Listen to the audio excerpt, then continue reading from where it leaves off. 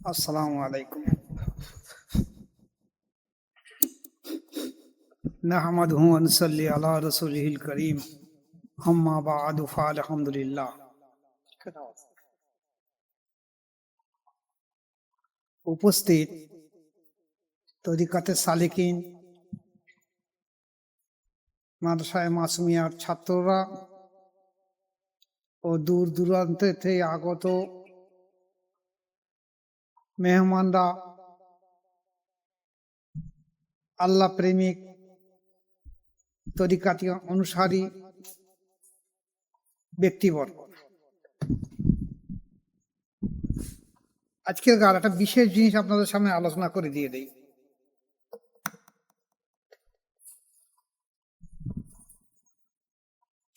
আজ হলো বৃহস্পতিবার, 13ই আগস্ট।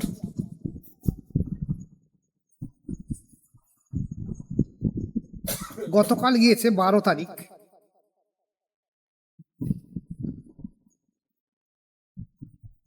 যেটা হলো আখেরি চার সোমবার।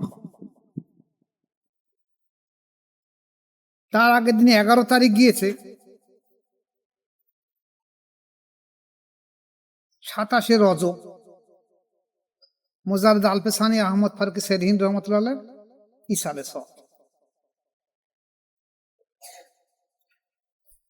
যেহেতু আমরা বৃহস্পতিবার একটা অনুষ্ঠান করা হয় বলে, তাই আমরা নিয়ে থেকেছিলাম যে এই বৃহস্পতিবারে একেবারে আখেরি চার সোমবার বা ইসালে সব দুটো অনুষ্ঠানের দোয়া খায়ের একসঙ্গে করে দিয়ে। প্রথম আসুন,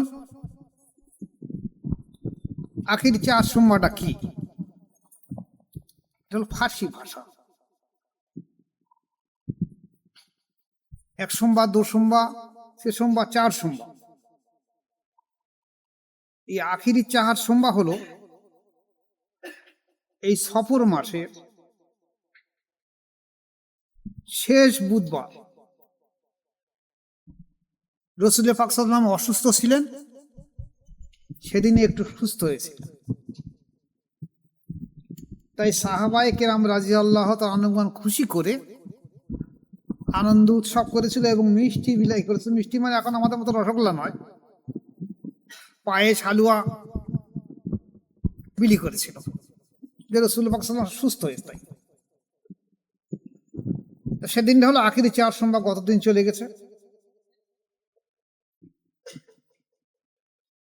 আর গত পরশুদিন যে বুধবার গেছে মোজারদ আলপেসানি আহমদ ফারুক সেরহিন রহমতুল্লাহ ওফাত দিবস, 27শে সফর।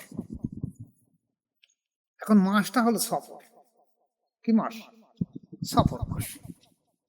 সফর মাস সম্পর্কে বলা হয়েছে যে আল্লাহ পাক প্রত্যেক বছর প্রায় 2 লক্ষ নূতন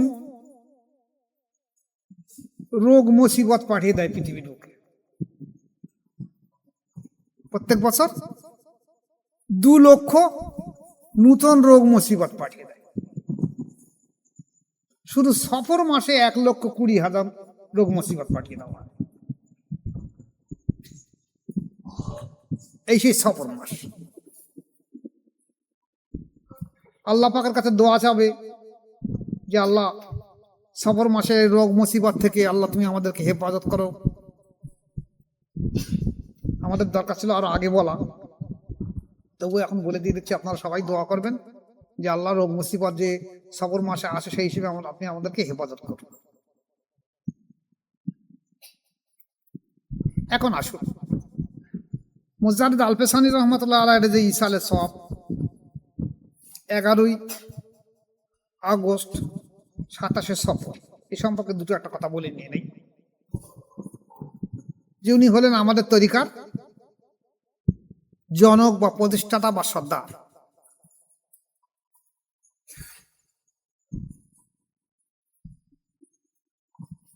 ইতিহাস বলার মতো সময় এখন নেই, তবু দুটো একটা কথা বলে দিয়ে দেই।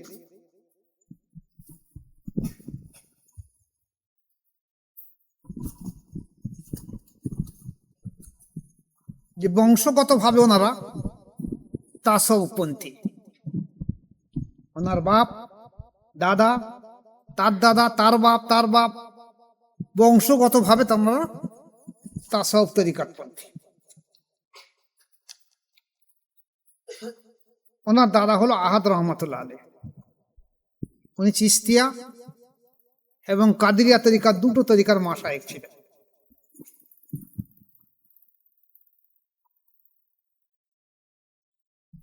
এই দুটো তরিকার মাশায়েখ থাকার পরে উনি বড় কাশফওয়ালা ব্যক্তি ছিলেন এবং শুনেছিলেন যে নকশবন্দিয়া বলে একটা তরিকা রাশিয়ার বুকে এসেছে। তাই উনি ওনার ছেলে আহমদ ফারুক ইসরহিন্দ, যাকে পরবর্তীকালে মোজাদ্দেদ আল-পেশানি বলা হয়েছে। মোজাদ্দেদ আল-পেশানি মানে দ্বিতীয় হাজারের মোজাদ্দেদ, মানে 1000 বছরের মোজাদ্দেদ। প্রথম হাজারের মোজাদ্দেদ তাসাউফপন্থীরা বলছে বড় পীর আব্দুল কাদের জিলানী রহমাতুল্লাহ আলাইহি, আর একদল বলছে যে না, ওমর ইবনে আব্দুল আজিজ রহমাতুল্লাহ আলাইহি, কারণ উনিও সংস্কার করেছেন, আমূল সংস্কার করেছেন। কিন্তু আমাদের মতে বড় পীর আব্দুল কাদের জিলানী রহমাতুল্লাহ আলাইহি 1000 বছরের মুজাদ্দিদ। তারপরের 1000 বছরের মুজাদ্দিদ হলো মুজাদ্দিদ আল-পেশানি আহমদ ফারুক ইসরহিন্দ রহমাতুল্লাহ আলাইহি। এনার মুজাদ্দিদের সময় এখনো চলছে, 1000 বছর এখনো শেষ হয়নি।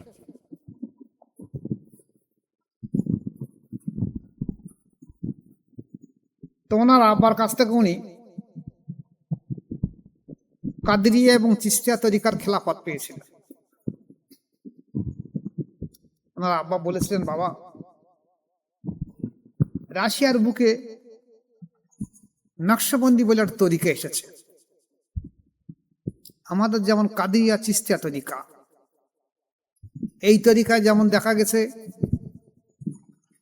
যে আমাদের কলবকে জারি করতে গেলে আমাদের কাদরিয়া চিশতিয়া তরিকার নফস হলো নাভির নিচে, এবং কাদরিয়া চিশতিয়া তরিকায় আমাদের প্রথমে লা ইলাহা ইল্লাল্লাহু মুহাম্মদ রাসূলুল্লাহ জিকির দিতে হয়, এবং এই 6টা লতিফা কলবু শের কপি আকফা নফস, 6টা লতিফাকে একসঙ্গে জিন্দা করার চেষ্টা করতে হবে। কল বাম স্থানে 2 আঙুল নিচে সব তরিকায় বলা হয়েছে। আমাদের তরিকা মোজাদ্দেদ তরিকা নকশবন্দি তরিকার নফস বলা হয়েছে কপালে, কাদরিয়া চিশতিয়া তরিকার নফস বলা হয়েছে নাভির নিচে।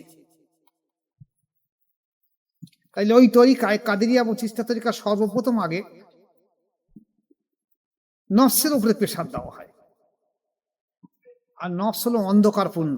যেমন দেখা গেছে মুজাদ্দেদ আল-পেশানি আহমদ ফারুক ইসরহিন্দ রহমাতুল্লাহ বলেছেন যে মানুষের দেহে যে 10টা লতিফা আছে, 5টা কলবু শের কপি আকফা, এটা আলমে আমর, এটা জ্যোতিপূর্ণ, আলোকপূর্ণ। আর 5টা হলো আলমে খালক, নফস আবাতস খাকবাত।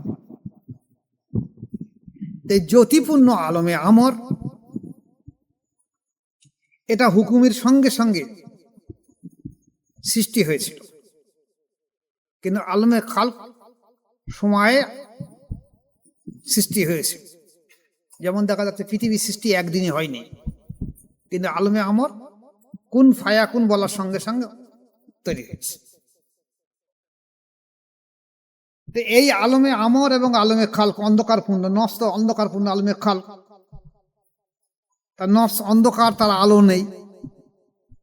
সেই অন্ধকারপূর্ণ লতিফাকে সর্বপ্রথম কাদরিয়া চিশতিয়া তরিকায় প্রেসার দিতে হয়, যার জন্য নাভির দিকে খেয়াল করতে লা ইলাহা ইল্লাল্লাহ বলে কলবে ধাক্কা মারতে, লা ইলাহা ইল্লাল্লাহ।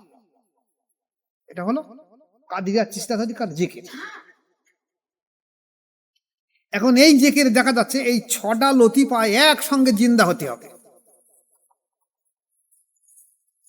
কলব্রু সেরকপি আকফা নফস, আর এর সঙ্গে সুলতান নজগার মানে আবাতস খাকবার, এই 6টা লতিফার সঙ্গে একসঙ্গে হয়ে আসে। যার জন্য এই কল জারি হতে গেলে 12 বছর থেকে 60 বছর লাগে।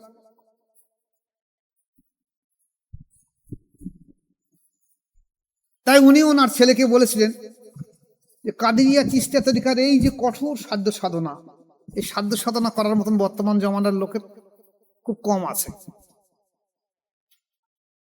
নকশবন্দি যে তরিকার আসিয়া এসেছে বোখারায়, আমি শুনেছি এটা সর্বোত্তম তরিকা বর্তমান জমানার জন্য। খাজা বাহাউদ্দিন নকশবন্দি রহমাতুল্লাহ আলাইহি ওনার দাদার কাছ থেকে কাদেরিয়া তরিকার খেলাফত পেয়েছিলেন। তো ওনার দাদা পীর সাহেব, ওনার আব্বা পীর সাহেব, ওনার আব্বার দাদা পীর সাহেব, তার দাদা পীর সাহেব, তার বাপ পীর সাহেব, তরিকার মাশায়েখদের বংশধর। তাই উনি বলছেন যে আমার কলবে জারি হতে 12 বছর লেগেছে।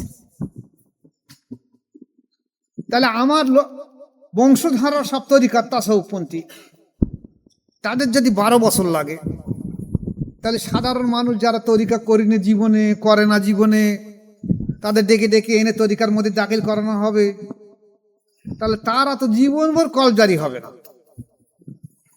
তাহলে এদের উপায় কি হবে?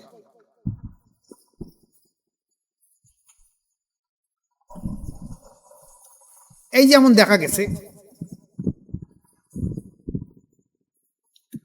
কাদেরিয়া চিশতিয়া তরিকার, আমাদের তরিকায় যেমন মোরাকাবায় বলা হয় 100 বার দরুদ শরীফ, 500 বার লা হাওলা, ফের 100 বার দরুদ শরীফ, ফের একবার সূরা ফাতিহা, 3 বার ইখলাস পাঠ করা হয়। তারপর এবার কি করা হয়? সওয়াব রসানি করা হয়। রাসূল পাক সাল্লাল্লাহু আলাইহি ওয়াসাল্লাম থেকে নিজের মুর্শিদ পর্যন্ত, মুর্শিদ যদি পর্দা নিয়ে থাকে তাহলে মুর্শিদ পর্যন্ত, আর মুর্শিদ পর্দা না নিয়ে থাকে তাহলে মুর্শিদের মুর্শিদ পর্যন্ত।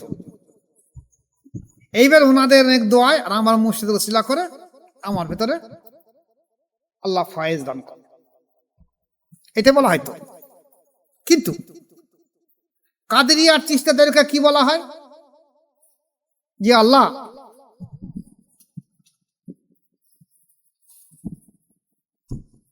আমি আমার কলবের দিকে মোতাওয়াজ্জা আছি।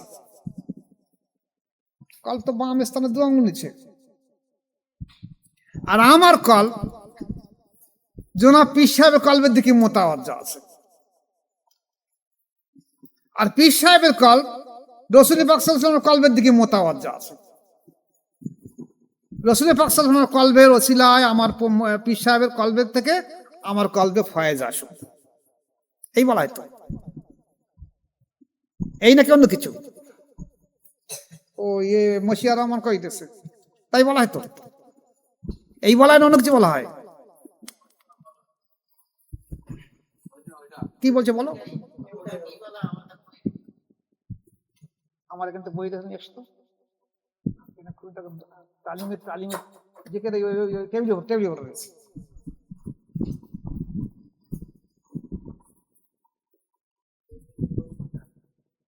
আছে জেকেটের বইটা হলুদ হলুদ মলাট,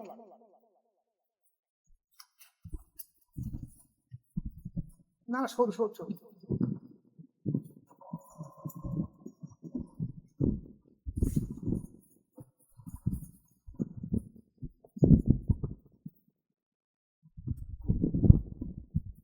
না পাওয়া আমি যাচ্ছি না, কেটে দেবো পাচ্ছি।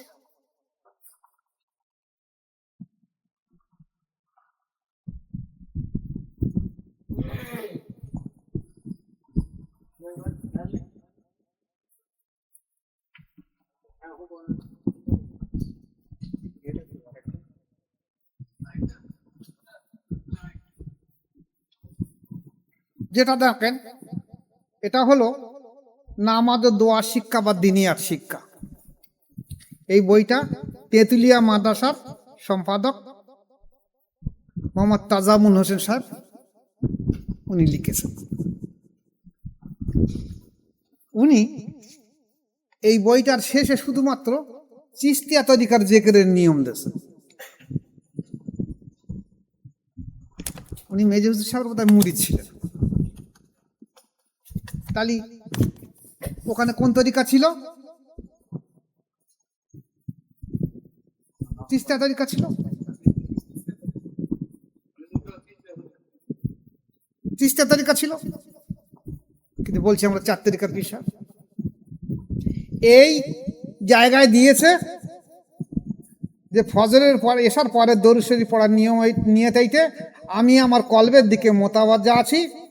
আমার কলব হযরত পীর সাহেব কেবলার কলবের ওসিলায় হযরত নবী করিম সাল্লাল্লাহু আলাইহি ওয়াসাল্লামের কলবের দিকে মোতাবাজ্জা আছে। তার কলব হইতে জিয়ারাত ও মহব্বতের ফয়েজ আমার কলবে আসুক। এই তো। এখন যদি পীর সাহেবের কলবের কিছু না থাকে তাহলে কি হবে?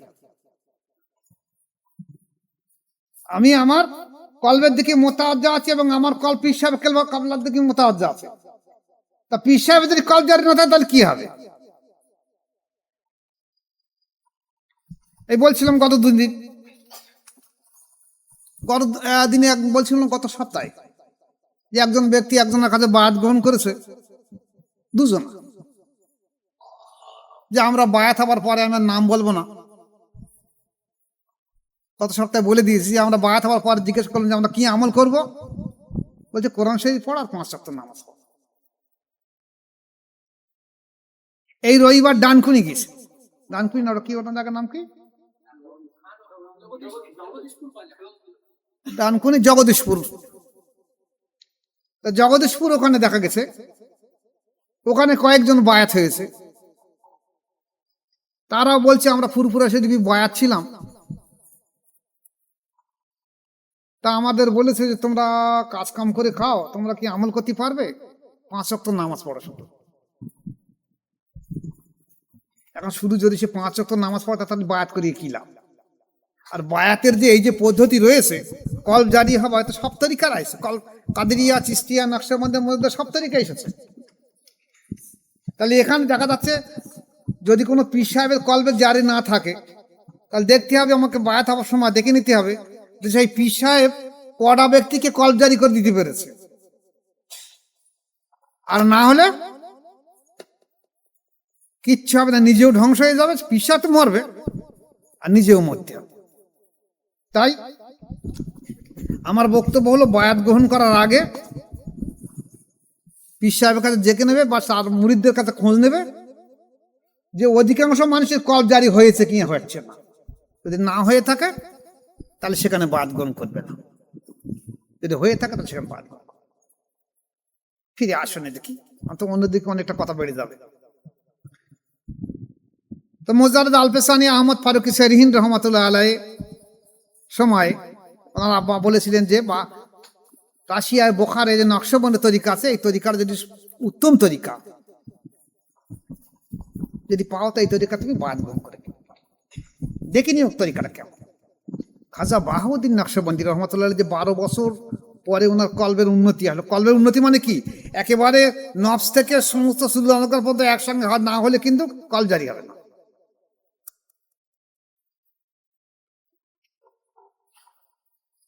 তা উনি আল্লাহ পাকের কাছে কাঁদা কাটা করলেন, সেজদায় গিয়ে যে আল্লাহ সহজ তরিকা দাও না উম্মতের মুহাম্মাদের জন্য। আমার বাপ পীর সাহেব, আমার দাদা পীর সাহেব, তার বাপ পীর সাহেব, তার বাপ পীর সাহেব, তার বাপ পীর সাহেব, আমাদের খানদান বংশধর পীর সাহেব তরিকা। তা এই এত কষ্ট কি সাধারণ মানুষ করতে পারবে? আমাদের খাদ্য তালিকাতে হালাল বৈধ, যেহেতু আমাদের খানদান এইভাবে রয়েছে, তাহলে সাধারণ মানুষ, সাধারণ উম্মত তারা কিভাবে ভালো হবে? আল্লাহ তুমি একটা সহজ তরিকা দান করে দাও। তো উনি এত বড় হাস্তি বুজুর্গ ছিলেন যে অহরহ আল্লাহ পাকের সঙ্গে এলহান হতো, এলাম হতো। তা আল্লাহ পাক বলেন বাহাউদ্দিন তরিকাটা তো কাদিয়া চিশতিয়া দুটো রয়েই গেছে, ওই তরিকায় থাক, আর নতুন তরিকার দরকার নেই। তখন উনি কি করলেন, দেখলেন এভাবে হবে না, তো নামাজের মশাল্লা বিছিয়ে আর সেজদায় গিয়ে খুব কাঁদা কাটা করছেন, আল্লাহ তুমি উম্মতে মুহাম্মাদের সহজ তরিকা দাও আল্লাহ।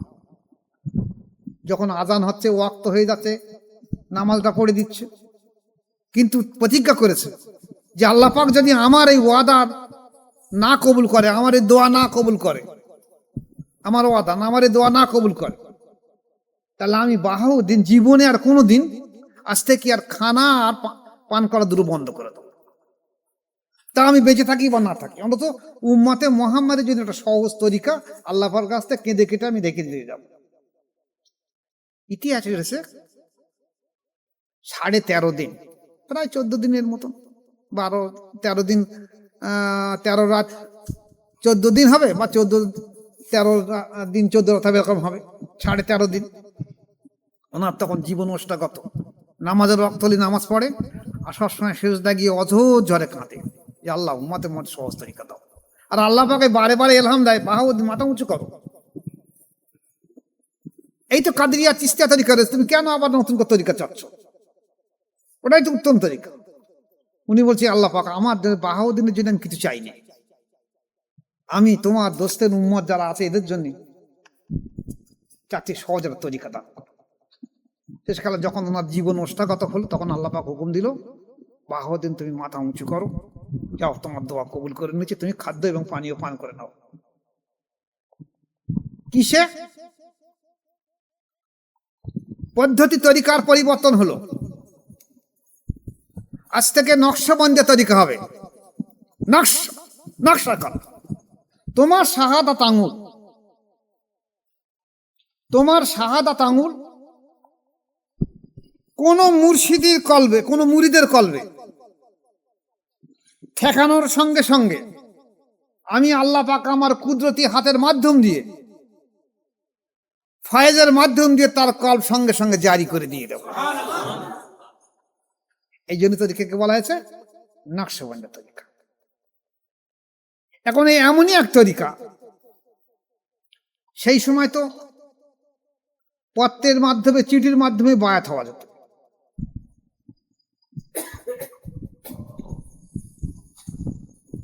এখন তার পদ্ধতি পরিবর্তনের, যুগের সঙ্গে সঙ্গে পরিবর্তন।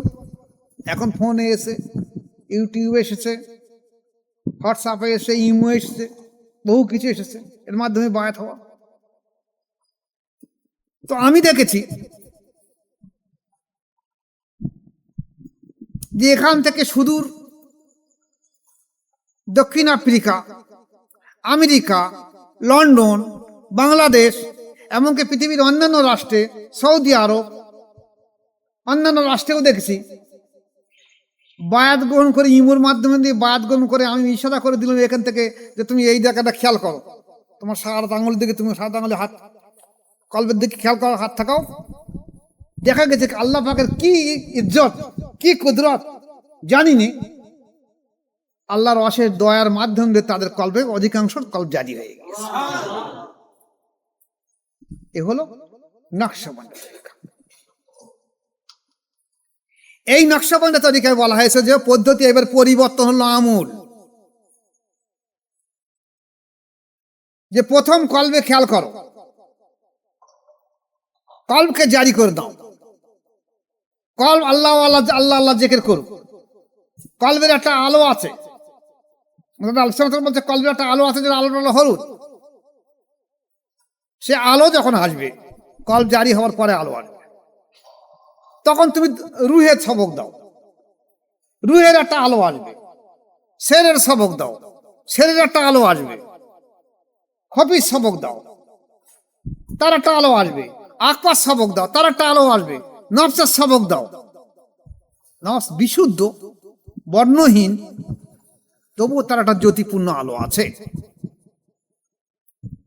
এখন এই নফস জারি হবার পরে তারপরে আমাদের তরিকা দেওয়া আছে সুলতান আসগার, অর্থাৎ আবাতস খাকবাদ, যেখানে বলা হয়েছে ওখানে যে আবাতস খাকবাদ, আমাদের তরিকার নাম দেওয়া আছে সুলতান আসগার। এই সুলতান আসগার মানে আবাতস খাকবাদ। এই পদ্ধতি করে কাদেরিয়া চিশতিয়া তরিকা থেকে নকশবন্দি তরিকা স্বতন্ত্র তরিকায় আসলো, এবং এরপরে আরো কিছু ক্লাস দেওয়া হলো, মোট 17টা ক্লাস দেওয়া হলো।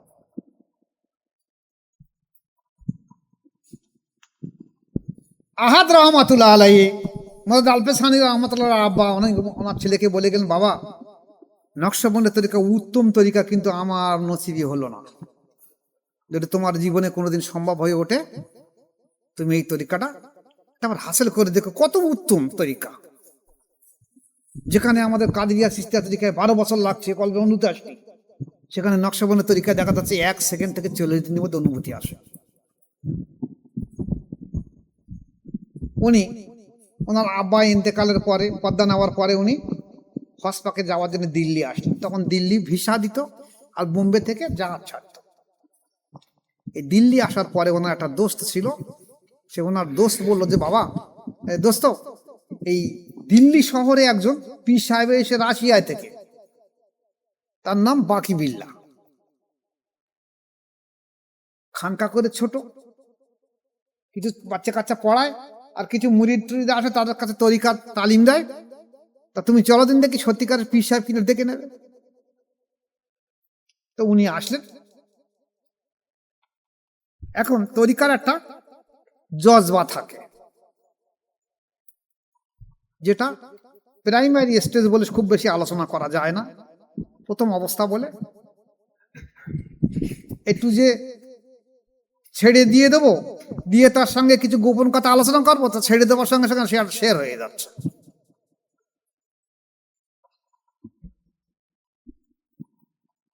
তরিকার কিছু গোপন কথা বলবো। এখন তো তরিকার গোপন কথা বলা সম্ভব না, যেটা ইউটিউব এবং ছাত্র অবস্থায়।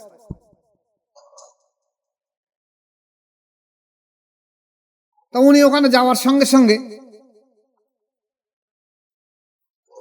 দেখলেন যে ওই নকশবন্দের তরিকার জজবা ওনার এই জজবাকে ঘিরে ফেলেছে। আবার কিছুক্ষণ পর দেখলেন না, ওনার জজবা গিয়ে নকশবন্দের তরিকা বাকি বিল্লাহ রহমতুল্লাহ জজবাকে ঘিরে ফেলেছে। এরকম বারে বারে হতে লাগলো। উনি চিন্তা করলেন কি ব্যাপার, তাহলে ইনি নিশ্চয় একটা হাস্তি বুজুর্গ, কারণ ওই ওনার জজবায় আমার জজবা ঘিরে ফেলে দিচ্ছে। খাজা বাকি বিল্লাহ রহমতুল্লাহ বলছেন আপনি কোথায় যাবেন? বলছেন আমি হজ পাকে যাবো বলে দিল্লি এসেছি। তা বললেন আমার এখানে 3টে দিন থেকে যা,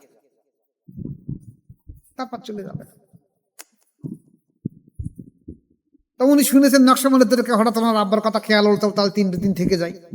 থেকে যাওয়ার পরে দেখলেন যে না, নকশবন্দের তরিকা এই কাদেরিয়া আর চিশতিয়া তরিকার জজবাকে পুরো মাত্রায় গ্রাস করে নিয়েছে। তখন উনি বুঝলেন যে ইনি বড় হাস্তি বুজুর্গ। এনাকে পাঠিয়েছে কে? এনার বাড়ি রাশিয়ায়, খাজা বাকি বিল্লাহ রহমতুল্লাহর বাড়ি রাশিয়ায়। ওনার মুর্শিদ হলো আমকাঙ্গি রহমতুল্লাহ আলাইহ। উনি বলেছেন বাকি রহমতুল্লাহ তুমি হিন্দুস্তানে চলে যাও, 2য় হাজারের মুজাদ্দেদ তোমার কাছে বাদ গ্রহণ করবে, আল্লাহ পাকের ইলহাম আছে।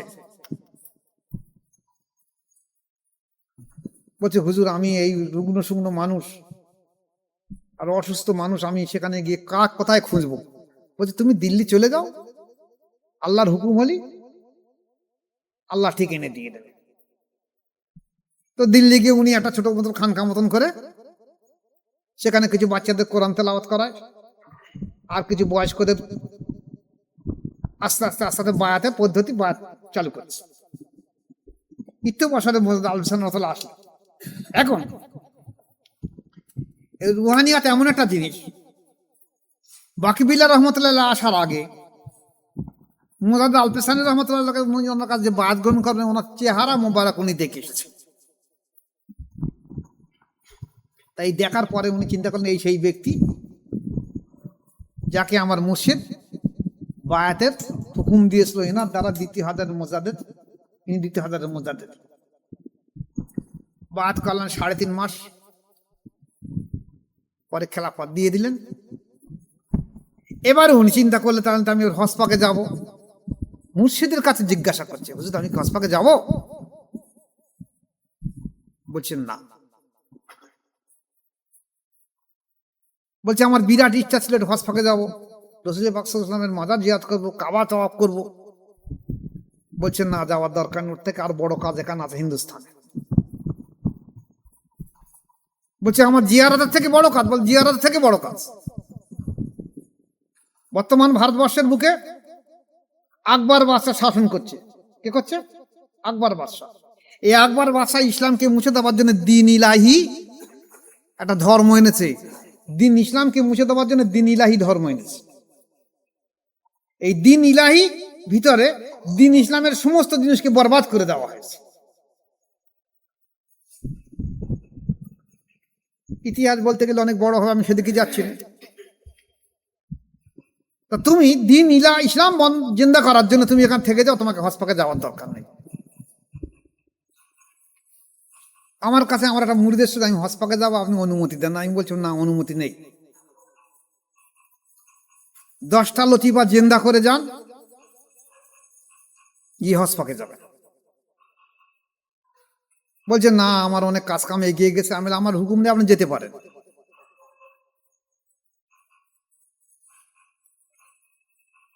আপনি আপনার সন্তানকে দাওয়াত দেন, আপনার স্ত্রীকে দাওয়াত দেন, আপনার ছেলেদের দাওয়াত দেন, আপনার মেয়েদের দাওয়াত দেন, জামাইদের দাওয়াত দেন, আপনার প্রতিবেশীদের দাওয়াত দেন। ইসলামের ছত্র ছায়া তারা এগিয়ে আসুক। তা না করে আপনি হজ করে ফিরে এসে বড় একটা আলখাল্লা জুব্বা পরে আর হাজি সাহেব হয়ে আর লোকের কাছে মোসাফা করেন, আসসালামু আলাইকুম, আমি হাজি সাহেব। তারা বলে, হাজি সাহেব ভালো আছেন? এই যে অহংকার পয়দা হবে, এই অহংকার থেকে তো আপনি ফিরে আসতে পারবেন, আপনার নফসানিয়াত বৃদ্ধি পাবে। অতএব হসপাকে যাবেন, 10টা লতিফা জিন্দা করে যান।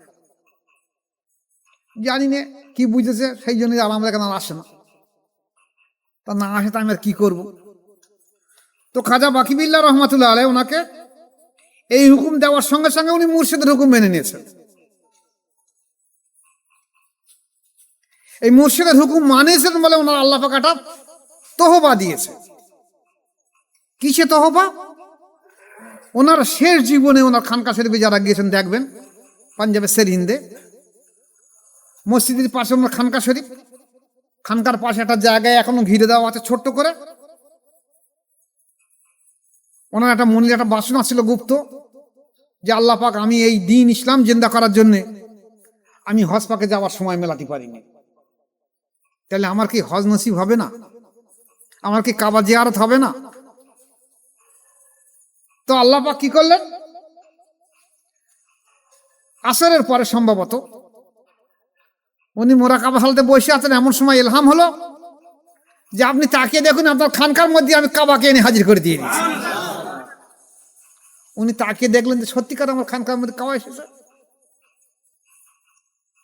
সঙ্গে সঙ্গে মুরিদদের নিয়ে বলে, শিখি চলো, আল্লাহ পাকের অশেষ দয়া হয়েছে, চলো কাবাকে তওয়াফ করে নেই।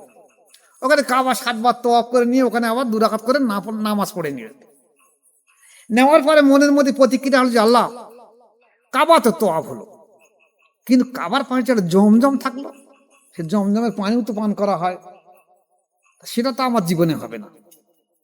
তা আল্লাহ পাক ইলহাম দিলেন যে আমার দোস্ত, তুমি বাইরে যাও, তোমার খানকা থেকে বাইরে যাও।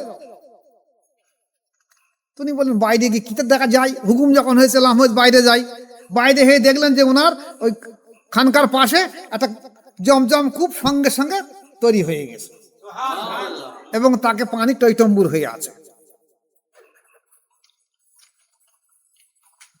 পানি টইটম্বুর হয়ে আছে। উনি ওনার মুরিদদের বলেন, লাও জমজম পানি পান করে নাও। কিসের জন্য? মুর্শিদের হুকুম পালন করেছে। মুর্শিদ বলেছে যে তুমি হজে যাওয়ার থেকে তোমার প্রয়োজন বেশি ইসলাম এই তরিকা জিন্দা করা। তাই সেই হুকুমের বদলে আল্লাহ পাক এরকম দিয়েছে। আমাদের এখান যদি আমি কোনো আমার মুরিদের বলে সে মানবে, থাকলো তোমার তরিকা, আমি যাবো এখন উমরা হজে গিয়ে এখন হাজি সাহেব হয়ে আসবো।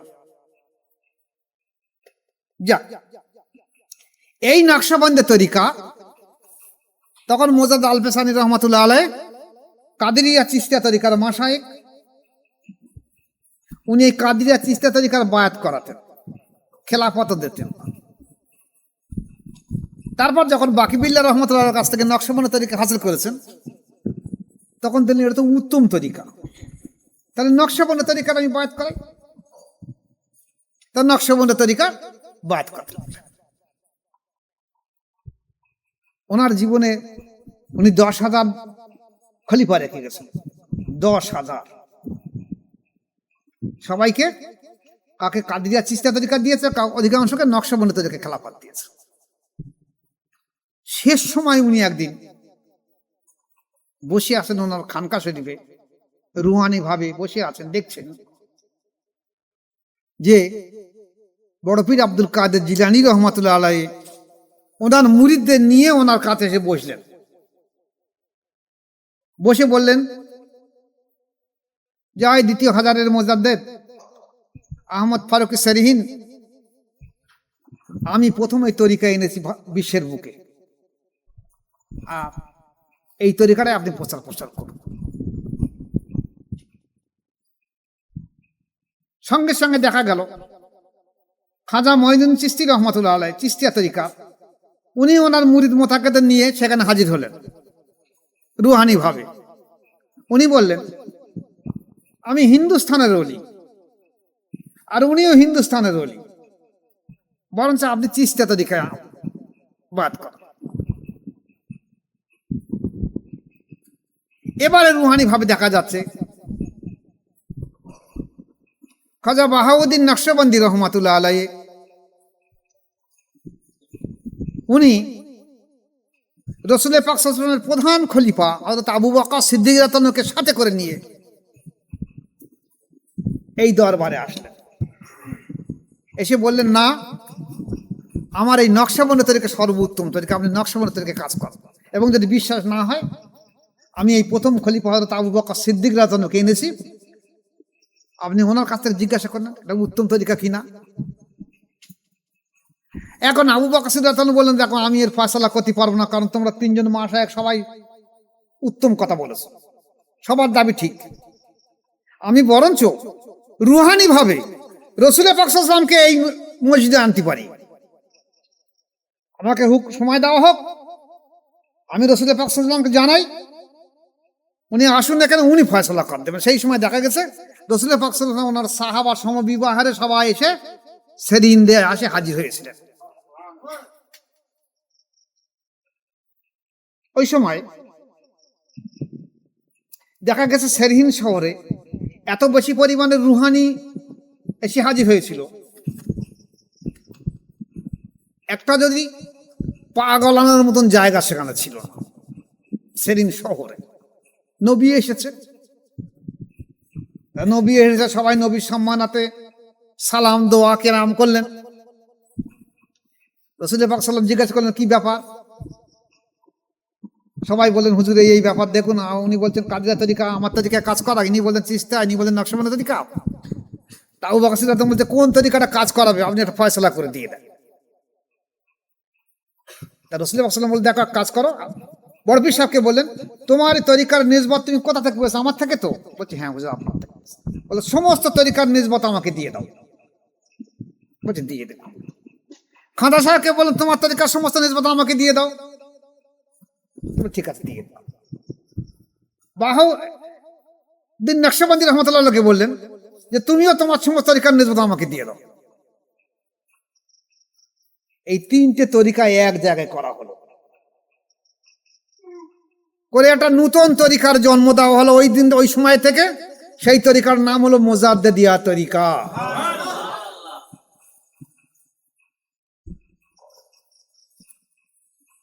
তো আল্লাহ পাক হুকুম দিলেন কি, যে আমি ওনাকে দ্বিতীয় হাজারের মুজাদ্দিদ, বড় পীর সাহেব যেন প্রথম হাজারের মুজাদ্দিদ, ওনাকে দ্বিতীয় হাজারের মুজাদ্দিদ হিসেবে লকব মুকুট পরিয়ে দেওয়া হোক ওনাকে। তাহলে ওনাকে দ্বিতীয় হাজারের মুজাদ্দিদ রাসূল পাক সাল্লাল্লাহু আলাইহি ওয়াসাল্লামের মাথায় মুকুট পরিয়ে দিয়ে দেন, দ্বিতীয় হাজারের মুজাদ্দিদের মুকুট। আল্লাহ পাক বললেন, ইতিপূর্বে বেলায়েতে কোবরা পর্যন্ত নকশবন্দি তরিকায় বেলায়েতে কোবরা পর্যন্ত ক্লাস ছিল, এটাই শেষ ক্লাস। বেলায়েতে উলিয়ার পর থেকে বাকি ক্লাসগুলো খাস করে আমি, হে রাসূল, তুমি যখন তোমাদেরকে মুজাদ্দেদ আল পেশানি দ্বিতীয় হাজারের মুজাদ্দেদ উপহার দিয়েছো, আমি বেলায়েতে কোবরা থেকে বেলায়েতে উলিয়া থেকে শেষ মোকাম পর্যন্ত খাস করে ওনাকেই দান করে দিয়ে দিচ্ছি। এ পৃথিবীতে আর কোনো উলিয়া পাইনি, আর পাবেও না। তাহলে মুজাদ্দেদ তরিকা যদি কেউ কাজ করে, তাহলে একদিকে যেমন কাদেরিয়া, চিশতিয়া এবং নকশবন্দি তরিকার বেলায়েতে কোবরা পর্যন্ত তার কাজ করতে হচ্ছে, পাশাপাশি বেলায়েতে উলিয়ার থেকে শেষ মোকাম পর্যন্ত তাকে কাজ করতে হচ্ছে। এই মোজাদের তরিকা। তো এই মোজাদের তরিকা উনি দেখলেন যে আমার 10,000 খেলাফত ছেড়ে দেওয়া হয়েছে। এখন এই মোজাদের তরিকার যে নিসবত, কাদরিয়া, চিস্তিয়া, নকশবন্দের তরিকার সমস্ত নিসবত আর এক জায়গায় সংমিশ্রণ করে একটা নূতন নিসবত, আল্লাহ প্রদত্ত নিসবত, এই নিসবত বহন করার ক্ষমতা তখন হিন্দুস্তানের কারোর ছিল না। তাই উনি ওনার ছেলে, তৃতীয় ছেলে খাজা মাসুম রহমতুল্লাহকে ডাক করলেন, মাসুম, আমি এই মোজাদের তরিকার সমস্ত নিসবত আমি তোমাকে দিয়ে গেলাম। তাই দেখা গেছে আমাদের সেজদা শরীফে, মোজাদের তরিকার সেজদা শরীফে মোজাদ আলফেসানি রহমতুল্লাহের পরে খাজা মাসুম রহমতুল্লাহর নাম আছে। আচ্ছা, তো আর একটা তরিকা হিন্দুস্তানের মধ্যে বিরাট মশহুর হয়েছে, সেটা হলো আদম বিন নুরি রহমতুল্লাহ। মোজাদ আলফেসানির আর একটা খলিফা ছিল আদম বিন নুরি রহমতুল্লাহ, যার মাজার জান্নাতুল বাগীতে আছে। এর ইতিহাস অনেক বড়, আমি সেদিকে যাচ্ছি না। এই আদম বিন নুরি রহমতুল্লাহ আলাই উনি নকশবন্দের তরিকা পেয়েছিলেন। কোন তরিকা? ভালো করে খেয়াল করবেন, নকশবন্দের তরিকা। এখন যেহেতু ওনার শাইখ মোজাদের আলফেসানি উপাধি পেয়েছেন আর মোজাদের তরিকা পেয়েছেন, শাইখ কি পেয়েছেন? মোজাদের আলফেসানি, দ্বিতীয় হাজারের মোজাদের উপাধি পেয়েছেন আর মোজাদের তরিকা পেয়েছেন। তাই ওনারা কি করলেন যে ওই নকশবন্দের তরিকাকে নকশবন্দি মোজাদের নাম দিয়েছে। আসলে ওটা নকশবন্দি তরিকা। ফুরফুরাত রুহুল আমিন রহমতুল্লাহ আলাইহ তরিকার দর্পণের কিতাবের মধ্যে দেখে নেবেন, আমার ব্যাগটা আমরা দেখি, তার প্রথমে লেখা রয়েছে নকশবন্দি মোজাদের তরিকা সূচিপত্রে। তারপরে লেখা রয়েছে কাদেরিয়া তরিকা,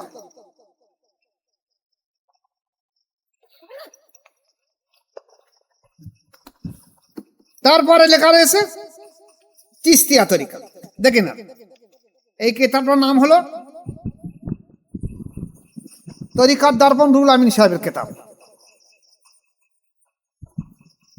এর সূচিপত্রে পঞ্চম পরিচ্ছেদে নকশবন্দি মোজাদের তরিকার নিয়ম, নকশবন্দিয়া নয়, মোজাদের নকশবন্দি মোজাদের।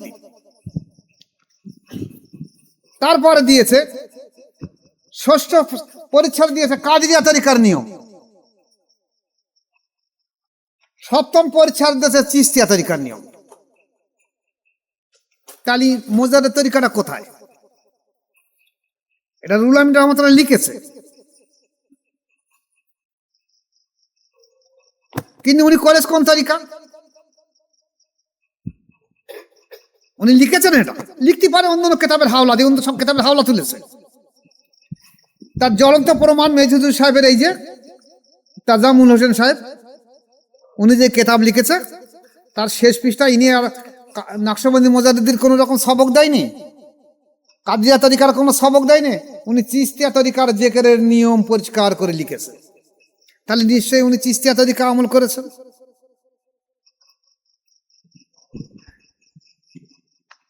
এখন চিস্তিয়া তরিকার আমলে এই বলছে দেশার দরুদ শরীফ পড়ার নিয়ম, আমি আমার কলবের দিকে মোতাওয়াজ্জা আছি, আমার কলব হযরত পীর সাহেব কেবলার কলবের ওসিলায় হযরত নবী করিম সাল্লাল্লাহু আলাইহি ওয়াসাল্লামের কলবের দিকে মোতাওয়াজ্জা আছে, তার কলব হতে জিয়ারাত ও মহব্বতের ফয়েজ আমার কলবে আসুক। এখন আমরা দেখছি বর্তমানে যে চিস্তিয়া কাদেরিয়া তরিকার যারা তরিকা করছে, আমি জানি না নিসবত থাকতে পারে, আমার হাতে জানা নেই, কিন্তু নকশবন্দি তরিকার বহু নিসবত আছে। ফতে আলী ওয়াসিদি রহমতুল্লাহ, খলিফা ওয়াজিদ আলী শাহ রহমতুল্লাহ আলাইহ, এনার নিসবত বহু আছে আমি দেখেছি। বা ফতে আলী ওয়াসিদি রহমতুল্লাহ আলাইহির পীর সাহেবের নিসবত আছে দেখেছি। ফতে আলী রহমতুল্লাহ ওনার খলিফাদের বা ওনার নিসবত আছে, এখন আমি আমার দেখেছি, আমার কাছে কথা হয়, ফোনে কথা হয়। কিন্তু কাদেরিয়া চিশতিয়া তরিকার নিসবতের এখন আমি আর খুব বেশি দেখিনি। এই তো ইদিনি দেখাতে বিহার থেকে একজন, বিহারের কি জায়গায়, কিষানগঞ্জে একজন কাদিয়া তরিকার পীর সাহেব, তার বাপ পীর সাহেব, দাদা পীর সাহেব, সেও পীর সাহেব, ইউটিউব দেখে এসে বায়াত গ্রহণ করেছে। বলছে আমি কাদিয়া তরিকার পীর সাহেব, আমার সেজদা দেখালে আবার দেখে না। আমি দেখছি সেটা উর্দু ভাড়া সেজদা। কাদিয়া তরিকার দাদা পীর সাহেব, বাপ পীর সাহেব, উনি পীর সাহেব, কিন্তু কল জারি হয় জানে না। আর আমাদের চিশতিয়া তরিকা আমাদের ফুরফুরা তো আছে, দেখা যাচ্ছে। ওই যে বলছিল, যদি জিজ্ঞেস করা হয় যে হুজুর বায়াত হওয়ার পরে কি করা হবে, তা বলে কোরআন শরীফ পড়ো, মা বাপের খেদমত করো, 5 ওয়াক্ত নামাজ পড়ো। আর যদি বলে দেয় যে হ্যাঁ তুমি এই দরুদ শরীফ এইভাবে পড়বে, আমি আমার কলবের দিকে মোতাওয়াজ যাচ্ছি, আমার কলব হযরত পীর সাহেব কেবলার কলবের ওসিলায় হযরত নবী করিম সাল্লাল্লাহু আলাইহি ওয়াসাল্লামের কলবের দিকে মোতাওয়াজ যাচ্ছে, তার কলব হতে জিয়ারত ও মুহাব্বতের ফয়েজ আমার কলবে আসুক। তা যদি পীর সাহেবের কলব জারি না থাকে তাহলে কি হবে? ঘোড়ার ডিম আসবে। কি আসবে? ঘোড়ার ডিম আসবে। সারা জীবনে অন্ধকারে পড়ে থাকবে। আমি জানি না সেখানে কেউ আছে কি না আছে, আমি জানি না, থাকতেও পারে। তো যারা সেখানে যাবে, বায়াত গ্রহণ করবে, ওরা দেখে নেবে, পীর সাহেবের কাছে জিজ্ঞাসা করবে যে আপনি যাদেরকে বায়াত করিয়েছেন তাদের কতজনের কলবের অনুভূতি এসেছে। যদি এসে থাকে তাহলে আমাকে বায়াত করেন, নতুবা আমাকে হুকুম দেন, আমি আবার অন্য জায়গায় খুঁজে দেখি কোন জায়গায় গেলে কলবে বায়াত হয়, বায়াত হলে কলবে অনুভূতি আসে। সে আমি চিশতিয়া পারি, কাদেরিয়া হোক, নকশবন্দি, মুজাদ্দিদ, যেখানে নিসবত আছে, যেখানে রেসালাত আছে, কামালাত আছে, আমি সেখানে চলে যাব। তা নাহলে এইভাবে আমি পথভ্রষ্ট হয়ে আমি গোমরাই হয়ে যাবো। কারণ তুমি তো মুর্শিদ হওয়ার উপযুক্ত না। এই সেই মুজাদ্দিদ তরিকা, যে তরিকায় আমাদের পশ্চিমবাংলার বুকে ছিল না, পশ্চিমবাংলার বুকে ছিল না। হাজী রিয়াস আলী খান শাহজাহানপুরী রহমতুল্লাহ আলাইহি, তখন উনি ওখান থেকে, সেই উত্তরপ্রদেশ শাহজাহানপুর থেকে এই মাটির কোম্পানি রেলে করে এসে বাংলাদেশে এসে তরিকা প্রচার করেছেন। উনি এখানে এসে হিন্দু অনেক পীর সাহেবের সঙ্গে বসেছেন, যেমন রুহুল আমিন সাহেবের সঙ্গে বসেছেন। রুহুল আমিন সাহেবের সঙ্গে অনেক সময় বাহাসও করেছেন, কদমবুসি নিয়ে বাহাস করেছেন হাজী রিয়াস আলী খান শাহজাহানপুর রহমতুল্লাহ। সেই ইতিহাস অন্য একদিন হবে। বেরেলি শরীফে গিয়েছেন, ওখানে গিয়েও কথা বলেছেন তরিকা সম্পর্কে, মুজাদ্দিদ তরিকা সম্পর্কে। কিন্তু আল্লাহ পাকের ইচ্ছা, মানে বাংলাদেশে ওনার অনেক খলিফা আছে, তার মধ্যে আমিনুদ্দিন হাসনাবাদী রহমতুল্লাহ হাসনাবাদী, যে ওনার থেকে এই মুজাদ্দিদ তরিকা জিন্দা হলো। এবং ওনার দুজন খলিফা, তার মধ্যে চৈতে মুজিবা সাহেব আর ওনার ছেলে আব্দুল হাকিম রহমতুল্লাহ আলাইহি। চৈতে মুজিবা সাহেবের কিছু মুরিদ কালকে রাত্রি 7:30 8টার দিকে আমার কাছে ফোন করেছে, যেটা কি পূর্ব ঘাটলার দরবার শরীফ? আমি বললাম হ্যাঁ, কেন, কোন জায়গাটা ঠিক দরবার, সেটা বলুন। আমি বললাম, বলছে আমরা তো চৈতে মুজিবা সাহেবের এখানে বায়াত ছিলাম, 10-15 বছর ধরে বায়াত আছে, কিন্তু কলবের কোনো অনুভূতি নেই। আমরা বেশ কিছু ব্যক্তি আমরা জায়গা জায়গায় জড়ো হয়েছি, আমার হাতে ইউটিউব যাচ্ছে, দেখছে, দেখবে এখন। কাল কথা বলে আমার ইউটিউব দেখে বলে কথা বলেছে। তা আমরা হয়তো 2-1 দিনের মধ্যে যাব।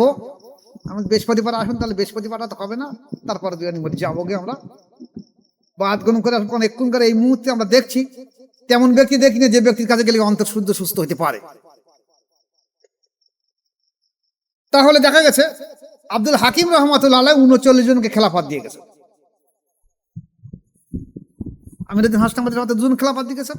চৈতে মুজিবা সাহেব উনি কাউকে খেলাফত দেননি, কেউ বলছে ওনার জামাইকে দিয়ে গেছেন, কেউ বলছে কাউকে দিয়ে যায়নি। আর আব্দুল হাকিম রহমতুল্লাহ 39 জনকে খেলাফত দিয়ে গেছে। তার মধ্যে আমার মুর্শিদ শাহ সুফি জয়নুল আবেদিন মুজাদ্দিদি রহমতুল্লাহ আলাইহি একজন। এবং ওনাকে পাঠিয়েছেন তুমি হিন্দুস্তানে চলে যাও, ওনার বাড়ি এখানে, এখান থেকে উনি বাংলাদেশে গিয়েছিলেন, সেখানে উনি তরিকা হাসিল করার পরে বল তুমি হিন্দুস্তানে চলে যাও, হিন্দুস্তানে তোমার কাছে একজন ব্যক্তি বায়াত গ্রহণ করবে যাকে হিন্দুস্তানের বেলায়েত দিয়ে আল্লাহ পাক পাঠিয়ে দিয়ে যাও তাকে তোমাকে বায়াত করাচ্ছে।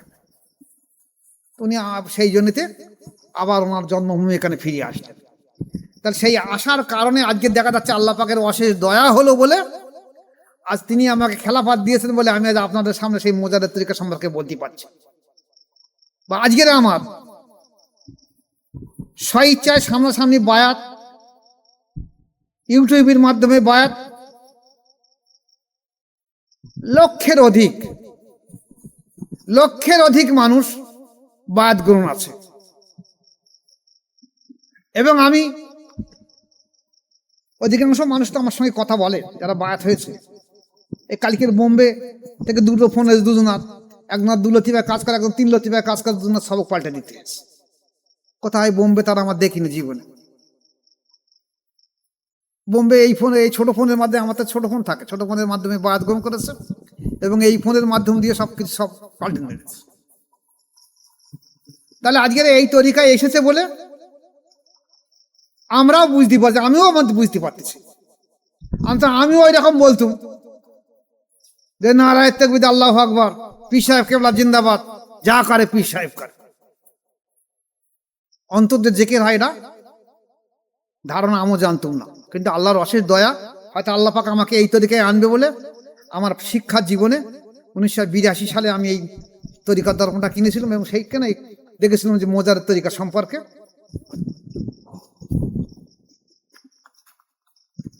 এই দেখে না 1982 সালে 1982 সালে এই তর্পণটা কিনেছিলাম। এটা পুরনো কেতাব। এই কেতাবটা হলো আমার জীবন সঙ্গী এবং এটাই ছিল মোজার তরিকা, শ্রেষ্ঠ তরিকা। আমি সেই মোজার তরিকা খুঁজতে খুঁজতে খুঁজতে খুঁজতে অবশেষে আমার মুর্শিদ পেয়েছি। আল্লাহর অশেষ দয়া হয়েছে। তাহলে আজ যে সেই মোজার আলফেসান রহমতুল্লাহ ইসালে সব 27 সফর গত মঙ্গলবার চলে গেছে, গত পরশুদিন চলে গেছে। আমরা পরশুদিন করতে পারিনি। আজকে আমরা একটু মিষ্টি মুখ করে দিয়ে তার ইসালে সব করে দিয়ে দেবো। আল্লাহ পাক আমাদের প্রত্যেকে এই তরিকার মধ্যে টিকে রেখে দেখ এবং এই তরিকা কিয়ামত পর্যন্ত টিকে থাকবে। উনি ওয়াদা করে গেছেন, উনি বলে গেছেন মেহেদী আলাইহিস সালাম এই তরিকায় আসবে এবং কিয়ামত যখন হবে শেষ পর্যন্ত সর্বশেষ তরিকা থাকবে মোজাদের তরিকা। আগে সমস্ত তরিকা অবলুপ্তি ঘটে যাবে। যে তরিকাটা মুছেই যাবে তরিকার আর কি প্রয়োজন। আল্লাহ আমাদের প্রত্যেককে তৌফিক দিয়ে টিকে থাকা। আসসালামু আলাইকুম ওয়া রাহমাতুল্লাহি ওয়া বারাকাতুহু। একটু কিয়াম করে দিয়ে দাও।